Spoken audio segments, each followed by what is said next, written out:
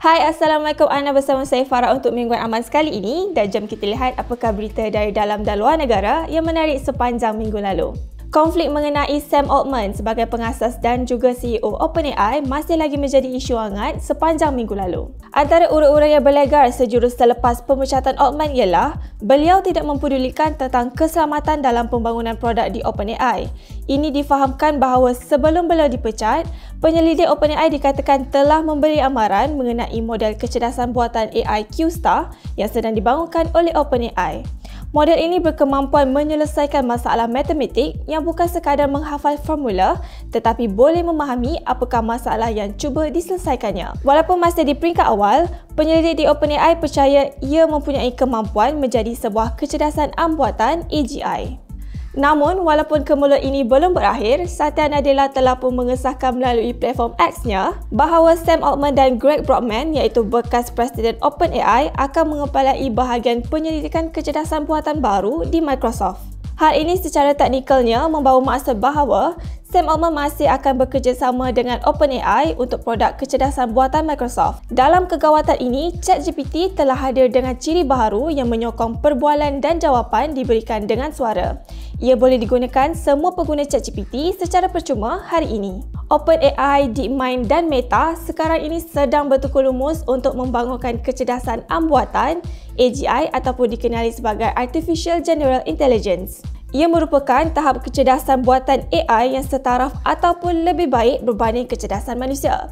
5 tahap AGI yang dicadangkan ialah Emerging, Competent, Expert, Virtuoso dan Superhuman. Pada waktu ini, AGI tahap Emerging telah dicapai oleh ChatGPT dan BART yang boleh melakukan beberapa tugasan sebaik ataupun lebih baik daripada manusia. Untuk mencapai tahap tertinggi Superhuman, AGI perlu berkemampuan meramal masa hadapan dengan tepat seperti ramalan kaji cuaca DeepMind GraphCast AI, berbicara dengan haiwan dan membaca fikiran manusia. Adidas telah memperlihatkan secara rasminya bola Fußball League yang akan digunakan ketika acara Euro 2024 yang bakal berlangsung di Jerman. Bola pintar adalah bola pertama yang dihasilkan oleh Adidas dengan penggunaan Connected Ball Technology. Sensor pada permukaan bola serta bahagian dalam membolehkan Fußball League mengesan kesalahan offside dan bola terkena tangan. Setiap sentuhan, pergerakan, sepakan, tandukan dan pecutan boleh direkodkan sekaligus akan dapat membantu pengadil di atas padang melakukan keputusan yang betul.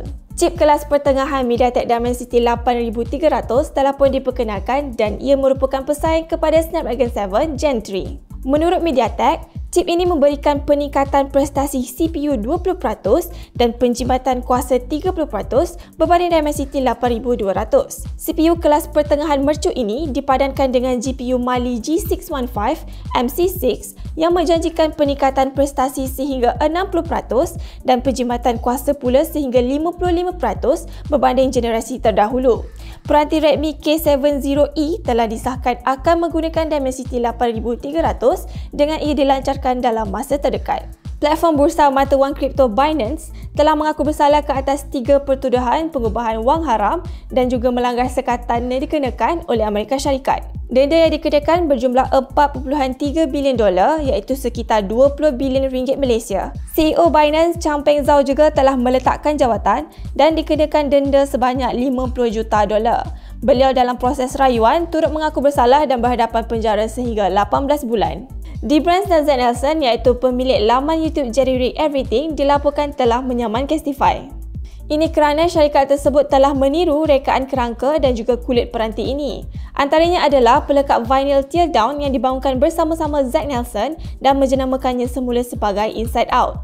Lenovo kini mengumumkan mereka telah memanfaatkan saman ke atas Asus di Amerika Syarikat berikutan dengan pelanggaran hak cipta milik Lenovo oleh sejumlah produk Asus. Lenovo dilihat menyentuh sekitar 4 paten milik mereka di bawah saman ke atas Asus ini yang terdiri daripada rekaan engsel untuk peranti yang boleh berubah dari mod laptop kepada tablet, selain juga teknologi pengurusan tenaga apabila peranti diaktifkan atau dinamakan Wireless Wake Online Power Management. Saintis daripada Stanford kini dalam usaha untuk memajakan tempoh antara suntikan insulin ke 4 bulan sekali. Kajian terbaru mendapati ubatan yang mempunyai ciri seakan hormon glucagon-like peptide 1 GLP-1 adalah berkesan dalam mengawal pelepasan insulin dan mengurangkan selera makan.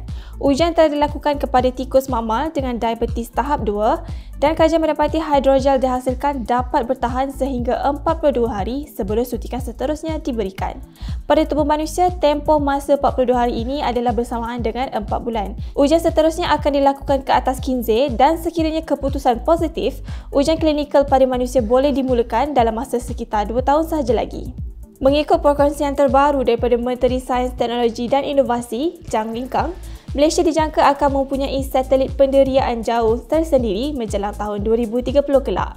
Dengan satelit ini, ia boleh mendapatkan data berkaitan permukaan bumi, suatu objek, daerah atau fenomena.